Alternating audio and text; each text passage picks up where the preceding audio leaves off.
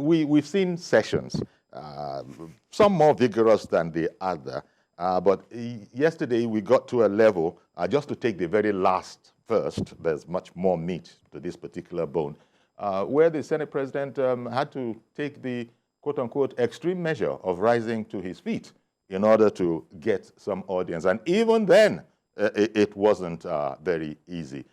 Just give me your general commentary, having been a member of the National Assembly before. How was that extraordinary? Well, you know what democracy is all about. Democracy is all about liberties, liberty, freedom to express oneself. And democracy, by its own very expression, is a government of the people, for the people, and by the people. So every person, you expect that in a parliament, every person will want to take every opportunity to be able to assert himself and also articulate what he considers to be the best in the circumstance, before him. So what happened yesterday wasn't anything very strange. It was very democratic. It was typical of a legislative house.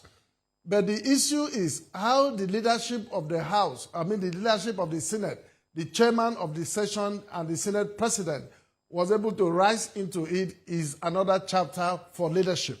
Because what he did, actually, he rose to it, and he was able to bring down tension. And at the end of the day, everybody was heard. All the opinions were all welded together, and they came out with a unanimous decision.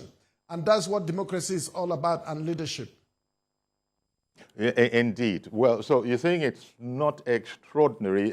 Yesterday, as you said, you just said what it's all about.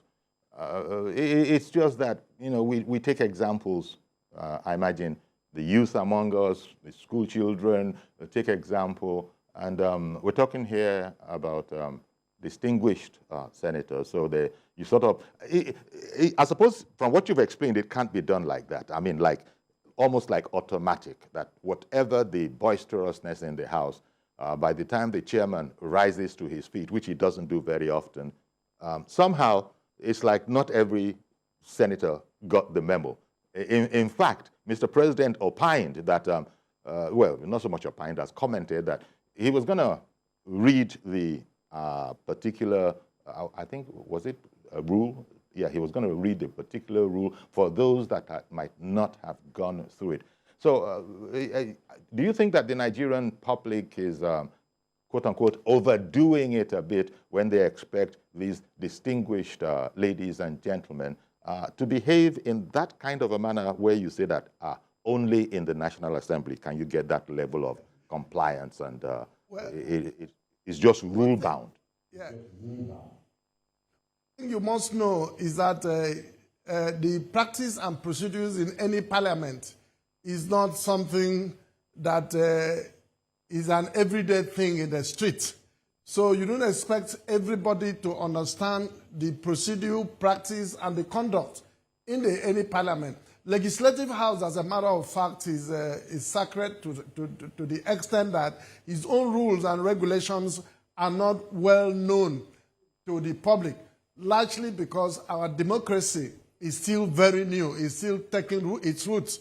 So anything done in the parliament may be perceived, to be a needless and out of the norm.